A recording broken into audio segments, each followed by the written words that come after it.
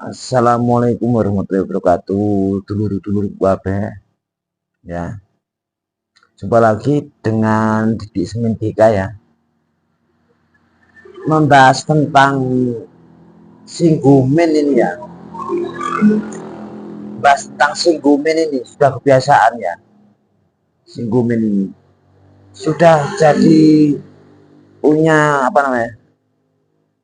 Punya sebutan sengkuni. Itu ya.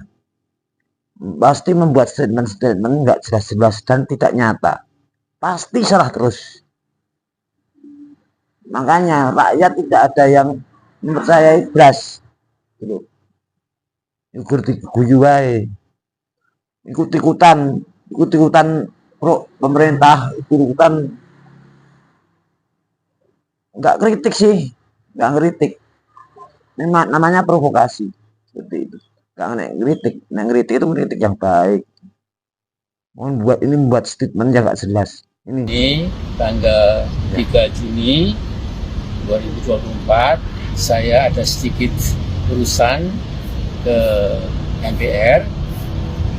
Nah, kebetulan saya manfaatkan, saya sudah lama nggak ke gedung MPR ini untuk memberikan kepada anak-anak bangsa di seluruh Indonesia bahwa pagi ini sesungguhnya terjadi sebuah gempa politik, ya, bukan gempa earthquake, ya, gempa bumi bukan, tapi gempa bumi politik di IKN Nusantara yang dampaknya saya rasa akan jauh bergema di seantero Nusantara kita. Jadi siang ini Mensesnek Pratikno membuat pernyataan yang menimbulkan tadi ya, tsunami politik di Indonesia. Presiden Jokowi menerima siang ini surat pengunduran diri dari Kepala Otorita IKN, yaitu Pak Bambang Susantono, dan juga sekaligus wakilnya Pak Doni Rahayu. Kemudian yang ketiga berikutnya, lantas Pak Jokowi itu menerbitkan kepres isinya menunjuk Menteri PUPR Pak Basuki Hadi Mulyono dan Wakil Menteri ATR Juli Antoni sebagai masing-masing kepala dan wakil kepala otorita IKN Nusantara yang baru. Kemudian Pak Pratikno mengatakan Presiden Jokowi tetap berharap percepatan pembangunan IKN tetap berjalan sesuai rencana semula dan seterusnya dan seterusnya. Nah, saudara-saudaraku, 6 bulan yang lalu saya sudah membuat video judulnya Moratorium terapkan terhadap IKN Nusantara. Hentikan pembangunan karena tidak layak dan tidak bakal selesai. Saya sudah datang ke sana dari titik 0 sampai persis di belakang calon kantor presiden atau istana presiden. Yang jelas saya walaupun ahli pembangunan sama seorang awam, tahu itu akan mangkrak, kerak sekarang sudah terbukti. Ya.